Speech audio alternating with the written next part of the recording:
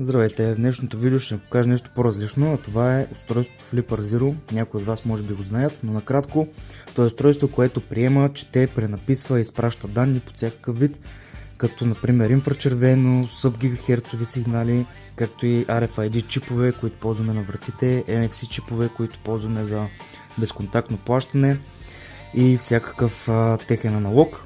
Като тук отгоре аз имам една специална платка, която има допълнителен чип, който е ESP32. Той е Wi-Fi чип, който работи на 2,4 ГГц. С негова помощ и една програма мога да създам фалшив Wi-Fi спот, който нека ви покажа как работи. Вече е включен, всичко е настроено предварително.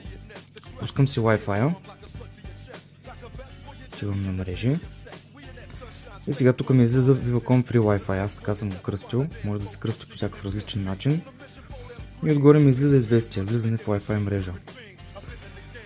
И ми пише, за да ползвам интернет, трябва да се вляза в Google профила. И аз си пиша, например, без ключ, клюмба Gmail.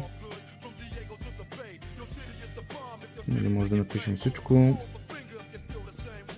Не е важно какво точно пише. И паролата ще се напише, например, ABVGD, няма значение какво ще напиша. В случая като натисна давай, ми презарежда, а виж тук какво излиза. Клиент се свърза и ми дава юзернейма, имейла му и съответно паролата. Така че много внимавайте на публични места, когато Wi-Fi ви иска да се логнете във Facebook или в Google. Това е много възможно да е такъв вид измама, с което могат да ви откраднат данните и профила. Така че много внимавайте и се пазете.